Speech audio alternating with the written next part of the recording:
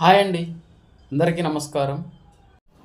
నిన్న first booking మనకి ఒక వేస్ట్ కస్టమర్ అయితే దొరికాడు. కస్టమర్ డ్రైవర్ని ఇబ్బంది పెడితే ఏం చేయాలి? దానివల్ల ఏదైనా జరగరాంది జరిగితే ఎవరు బాధ్యత వహించాలి? నిన్న మనకి వేస్ట్ కస్టమర్ తగిలాడు ఫస్ట్ బుకింగ్కి అని చెప్పేసి అన్నాను. ఎందుకన్నానంటే ఇప్పుడు నా పనేంది, నేను డ్రైవింగ్ చేయాలి. ఆ కస్టమర్ పనేంది, పక్కన కూర్చోవాలి, ఎంజాయ్ చేయాలి తాగున్నాడు కాబట్టి.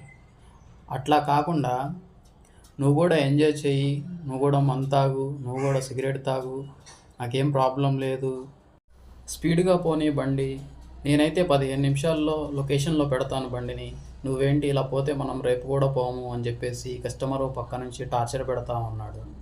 ఆ మాటలంటే ఏ డ్రైవర్కైనా కోపం వస్తుంది. నువ్వంటే రోజుకి ఒకసారే డ్రైవింగ్ చేస్తావు.